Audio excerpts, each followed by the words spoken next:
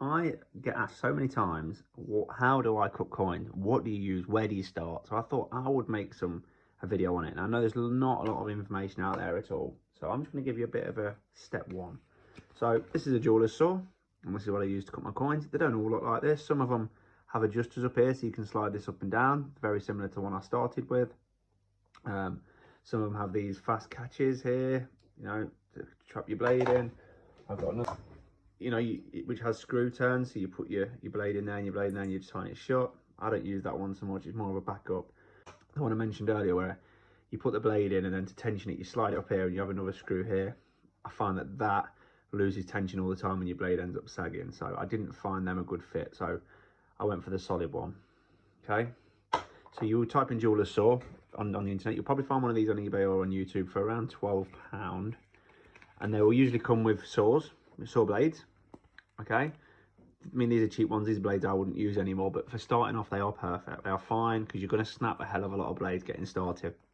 So the high numbers, obviously, you know, 6, 5, 4, 3, 2, 1, and then it starts going the opposite way, okay? So if you count it from this way, that's, you sort of going, so descending 5, 4, 3, 2, 1 in size, and then you sort of coming back this way, 1, 0, grade 1 over 2, sorry, 2 over 0, 3, 0, 4, 0, 5, 0, 6, 0 being the smallest you'll probably get.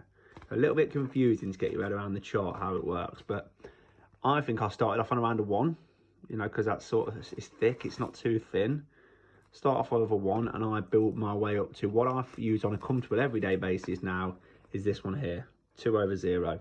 I use a different type of blade now, but these are a bit more expensive, but you'll build to that. It's not something you need to worry about now. So this is the blade I use comfortably.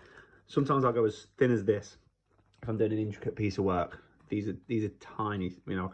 I can put a side chart, guide chart on so you can understand. I think the 5s are something like 0.4 of a mil thickness, so you're tiny. Let me grab one. This is 0.5s. 5, yeah. They're literally tiny. They're like wire more than anything. I can't even, the camera won't even pick up the teeth on them because it is so small. Very intricate work I use them for. They're not everyday blades. Too slow because they're thin, you've got to be so gentle with them. So a happy medium I always find is a 2. But that's enough about that for now. So we've got a saw, we've got our blades. This is the next important thing. So 3 fundamental things you need. This is called a peg and anvil. There's the peg, I'm guessing that's the anvil. That clamps on the edge of your table, and let's do that. And when we clamp this up, what we have now is a surface where we can, zoom that in a little bit, a surface where we can put our coins, and when we're cutting, the centre of gravity is there. Now when I first started, I didn't know about these things, okay? I was cutting on the edge or something like that, and let me tell you, that is so hard, because it's constantly wanting to do that. You've got to put so much pressure on to counteract the saw, whereas here, doesn't matter how much pressure I'm putting it on, it's supported on both sides. The coin hardly moves. I'm just resting this hand half the time. Sometimes instead of turning the blade, I'm turning the coin. So this is a must buy. These are around, I'm sure these are around 15 quid on eBay as well. So let's say you could get started for £30, and I say to everyone, start with pennies. 2p's better than pennies because they're a bit bigger. You've got to get used to them. Now I always say to people, just get used to going in a straight line, okay? Everyone wants to start cutting around the queen, and that, I know, you know, everyone wants to start cutting around the queen and doing fancy shapes, but you're not there yet, because it's not a very nice thing to start doing. You're going to snap so many blades, you're going to become disheartened with it. I come disheartened with it so many times, but eventually it clicked, and that's just perseverance, and eventually you find the knack. Sorry, I'm doing this out of camera, but I'm just loading up with a blade. I'm just going to give you a little bit of a guide on how you start now. So you simply just want to try cutting something in a straight line. You know, you don't even worry about a straight line. Get from one side to the other. Try and cut a 2p in half. Yeah. And what you want to do, you've got to be gentle. Don't start stabbing it because it's going to stick. Look, you just got to gentle. Make your incision. I'm already putting any pressure on. All I'm doing is going up and down. This hand, if you can see it, let me try and move the camera. This hand here that's sawing, look, I've not even I don't even need to grip it. I can hold it so light. I'm putting no pressure on. Look, I'm not going to take my fingers off.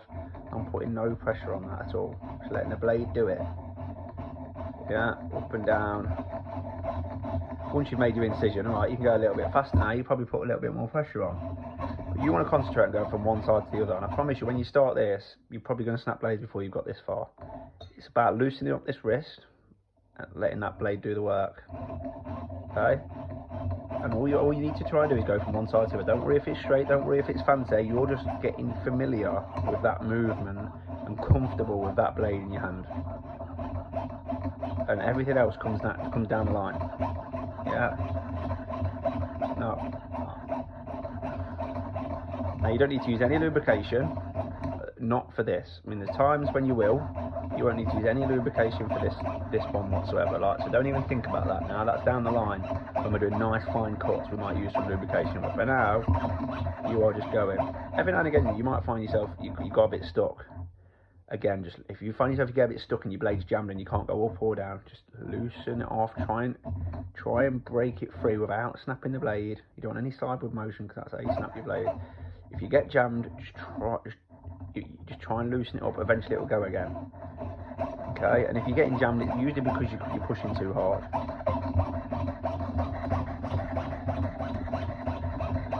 But now this is as far as I'm going to go with you, because this is lesson number 1.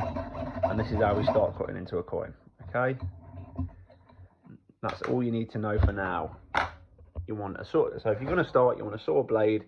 You want to get the deal where you get a saw and a pack of blades for 15 odd quid. That's what you'll get off eBay or Amazon. And then if you can afford it as well at the same time, you need to be ordering one of these peg and anvil.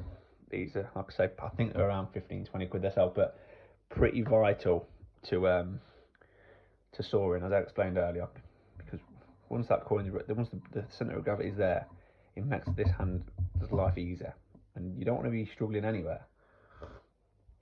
Sipping my tea there, but yeah, keep watching. I'm going to release some more videos. Like I said, a lot of people are asking me, and I know it's not easy, and I know from experience there's not a lot of information out there at all, because I've been there and I've pretty much self-taught myself, but it's doable.